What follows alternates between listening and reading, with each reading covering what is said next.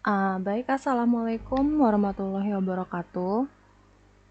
Selamat datang di minggu ketiga mata kuliah kewarganegaraan, dan bahasan kita di minggu ketiga kali ini adalah tentang integrasi nasional.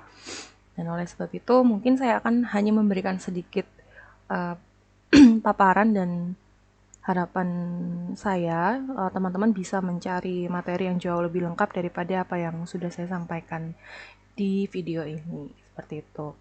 Nah, sebenarnya pertanyaan yang paling mendasar di minggu ketiga itu adalah apa sih sebenarnya integrasi nasional, dan kenapa namanya harus integrasi gitu.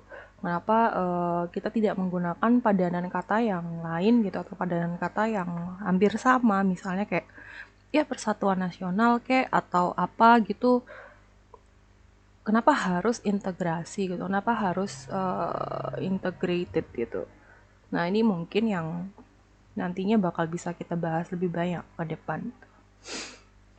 Berbicara soal national integration atau integrasi nasional itu sebenarnya lebih banyak atau dibahas gitu tentang kaitannya dengan awareness atau kesadaran dari setiap individu yang ada dalam satu bangsa, dalam satu negara, bahwa mereka mempunyai identitas yang sama gitu, atau ya hal-hal yang mereka rasa mereka punya satu kesamaan gitu. Oh, misalnya sama-sama dibully gitu atau sama-sama di uh, punya tai lalat di atas kuping gitu misalnya, atau kayak gimana gitu. Jadi mereka yang namanya kesadaran atau integrasi nasional itu dia lebih kepada kayak kesadaran untuk memiliki, atau kesadaran bahwa oh kita punya ciri yang sama ya, oh kita punya identitas yang sama ya, dan itu antara penduduk dalam satu negara yang sama. Jadi nggak bisa kalau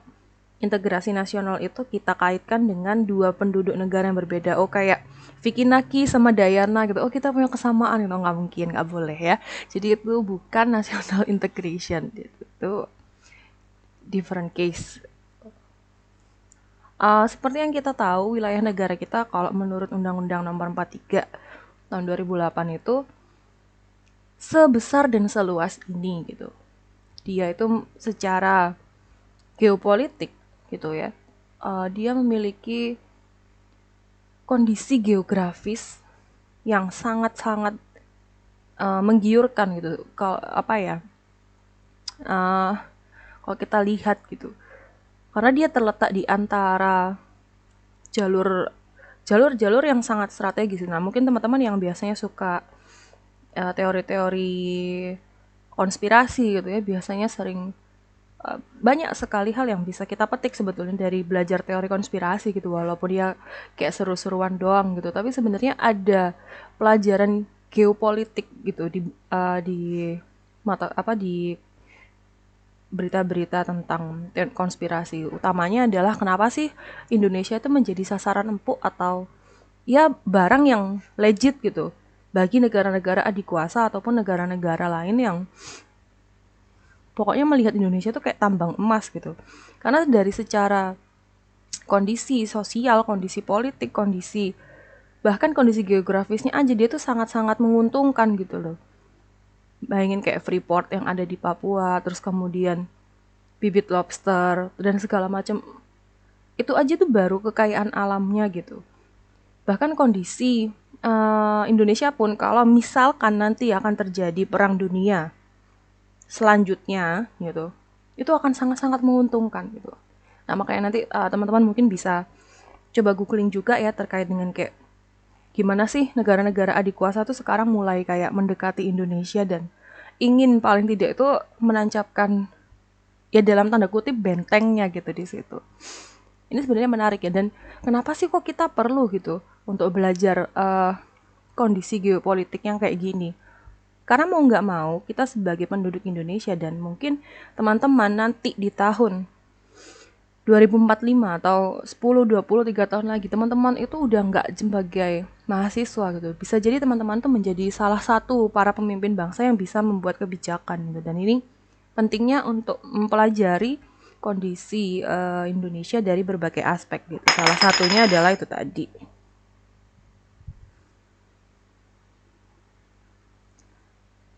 Nah, selanjutnya ini adalah salah satu tonggak ya. Jadi saya ngambil cuma salah satu tonggak. Kesadaran untuk berintegritas secara nasional gitu. Coba kita bandingkan empat gambar yang ada gitu. Gambar yang pertama itu kan gambar Sumpah Pemuda di tahun 1928, jadi kayak reka ulangnya gitu. Terus kemudian yang gambar bawah 3 gitu. Di gambar yang bawah itu kita menunjukkan identitas kita gitu. Seperti yang kita udah bahas di 2 minggu sebelumnya ya. Kita punya identitas nasional gitu. Di identitas nasional itu kita nggak lagi menggambarkan oh kalau Jawa pakai blangkon gitu, oh kalau Papua pakai koteka gitu.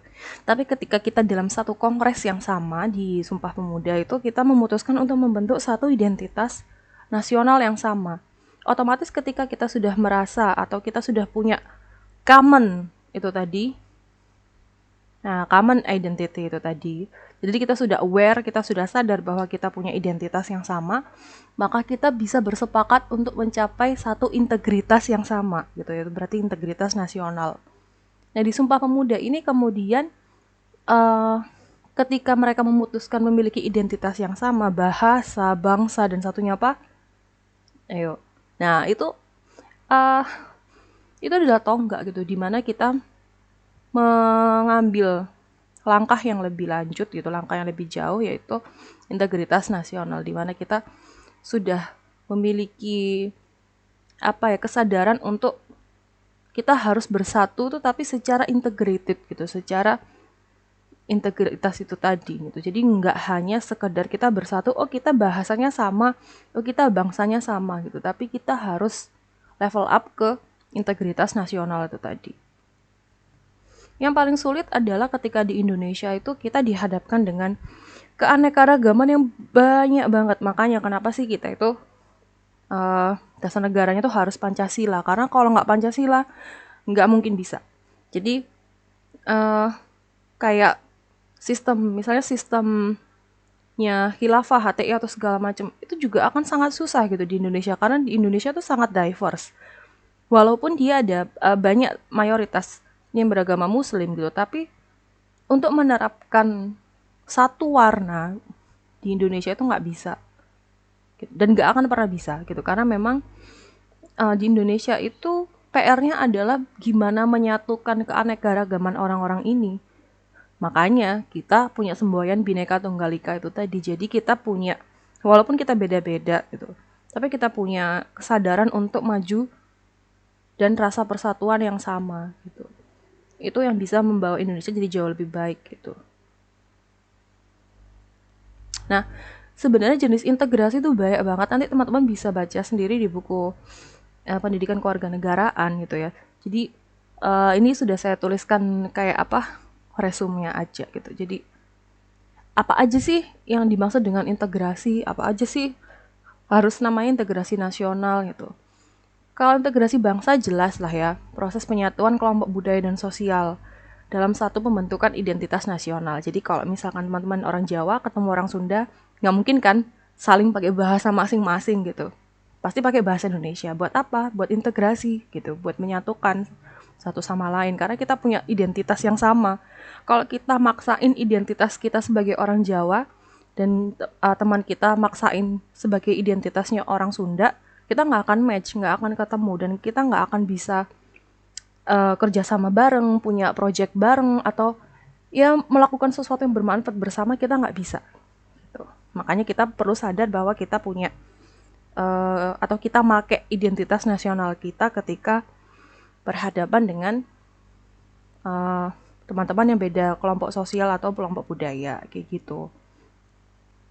Nah, integrasi wilayah sendiri ya seperti kita tahu ya, mungkin teman-teman pernah dengar deklarasi Juanda. Nah, itu deklarasi Juanda itu awalnya kan kita diakuin tuh kayak cuman daratnya doang gitu. Terus ketika deklarasi Juanda, kita juga menyatakan pada dunia bahwa Indonesia juga menguasai lautnya. Karena apa? Laut itu juga sangat strategis kalau dalam geopolitik. Nanti teman-teman bisa cek ya. Nah, biasanya kalau integrasi wilayah itu lebih banyak tentang pembentukan wewenang kekuasaan nasional kepada kelompok-kelompok yang lebih rendah di bawahnya. Misalnya kayak pemerintah ngatur kalau organisasi masyarakat itu harus seperti apa dan sebagainya macam. Itu integrasi wilayah kayak gitu. Nah, kalau integrasi nilai itu seperti yang sedang teman-teman laksanakan sekarang gitu. Jadi teman-teman kan melakukan pendidikan Pancasila dan kewarganegaraan. Ini salah satu cara gimana sih kita set the bar gitu. Jadi teman-teman tuh punya kompetensi yang sama gitu terkait dengan wawasan kewarganegaraan. Gimana sih kewarganegaraan yang baik ya, walaupun teman-teman pasti udah dapet itu semua udah dari SD, SMP, SMA gitu. Terus kemudian kuliah dikasih lagi gitu. Karena memang ada hal atau nilai minimum yang diperlukan sebenarnya dalam berwarga negara supaya ketertiban sosial itu tetap tercapai. Jadi nggak mungkin kan kalau misalkan nanti teman-teman misalnya nih terus ikut OPM gitu, waduh bahaya banget itu. Jadi bukannya kita tuh bisa ngebantu supaya negara kita jadi lebih keren gitu, tapi kita jadinya malah mendegradasi apa yang sudah capek-capek diperjuangin sama pahlawan-pahlawan kita yang kayak yang dulu gitu. Integrasi elit massa tuh jelas banget antara elit dan massa. Elit yang dimaksud adalah bisa berarti elit politik, bisa juga elit dalam tanda kutip penguasa atau pemerintah yang ada sekarang gitu. Nah, caranya integrasi gimana? Nah, caranya integrasi itu salah satunya dengan para penguasa itu sering-sering terjun ke lapangan untuk menyaring aspirasi ataupun mendekati rakyat dalam berbagai occasion gitu atau berbagai kegiatan gitu. Jadi biar nggak ada ketimpangan antara yang berkuasa dalam tanda kutip pada kekuasaan atas rakyat ya dengan rakyatnya gitu. Jadi nggak ada gap gitu. Mungkin kalau teman-teman nggak sempat merasakan ya dulu zamannya Pak Harto itu integrasi antara elit dan massa cukup bisa cukup bisa dipahami lah. Nanti teman-teman bisa googling sendiri gimana perkembangan hubungan antar pemerintah dan masyarakat di masa-masa pergantian penguasa itu bisa banget dipelajarin sebenarnya. Nah, integrasi tingkah laku itu jelas lebih ke arah pembentukan lembaga-lembaga politik dan pemerintahan. Jadi kayak itu pertama ada pembentukan kabinet yang pertama gitu. Pembentukan kabinet itu termasuk integrasi tingkah laku. Dengan memang lebih ke arah pembentukan kayak satu society gitu atau satu kelompok yang bisa tingkah laku itu bisa diintegrated kan untuk mencapai satu tujuan yang sama gitu. Kayak kabinet Indonesia Maju, kabinet Indonesia Kerja, kayak gitu-gitu. Tapi sebenarnya dalam mewujudkan tantangan integritas itu ada 3 hal yang perlu diperhatikan: politik, ekonomi, dan sosial. Politik jelas ada dimensi horizontal dan vertikal. Horizontal seperti as we know, hubungan elit dan massa. Tadi udah saya jelasin ya. Dan vertikal, hubungannya tuh kan kalau horizontal itu lebih ke arah kebaliknya ini ya. Jadi kalau vertikal atau itu tuh biasanya masalah teritorial antar daerah gitu. Jadi ini kayaknya salah sih sebenarnya. Yang horizontal yang hubungan teritorial antar daerah, yang vertikal hubungan elit dan massa. Balik ya. Kalau horizontal otomatis karena arahnya horizontal berarti itu kayak tantangan itu terjadi di tataran rakyat itu sendiri. Jadi masalah teritorial antar daerah, antar suku, antar umat beragama gitu. Karena kan kita sangat-sangat diverse, kita sangat-sangat beraneka ragam gitu. Jadi otomatis pola atau gesekan itu pasti nggak dihindarin gitu. Nah, ini contoh kasusnya adalah mungkin dulu saya waktu SD kali. Itu tuh lagi santer-santernya yang suku Dayak dan Madura di Sampit. Nah, nanti teman-teman bisa googling kalau mungkin belum tahu. Ada kejadian apa sih di Sampit dulu antara suku Dayak dan suku Madura, yaitu. Itu konflik politik secara horizontal gitu.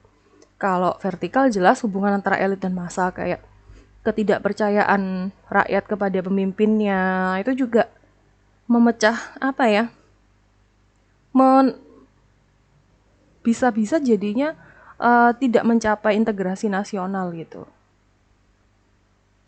Kesenjangan ekonomi ini jelas banget gitu. Mungkin teman-teman yang di luar pulau jauh lebih bisa relate dengan apa yang dialami tentang kesenjangan ekonomi. Bukan hanya kesenjangan ekonomi tuh kayak pendapatan gitu, enggak ya, tapi lebih kayak juga sarana prasarana daerah gitu. Mungkin kalau di Jawa tuh kayaknya jarang ya jalan yang nggak ada, yang nggak beraspal dan berpaving gitu. Tapi mungkin di luar Jawa itu jadi hal yang biasa gitu. Nggak ada aspal, terus jalannya makadam kayak gitu-gitu. Otomatis ketika ada kesenjangan sarana prasarana ataupun ekonomi itu juga akan memicu keengganan orang untuk mencapai identitas yang sama. Lu kan enak di Jawa gitu, bisa apa, fasilitas tercapai, pom bensin buka 24 jam gitu. Bayangkan kalau misalkan di Kalimantan, di Sulawesi atau di mana yang bensin aja susah gitu.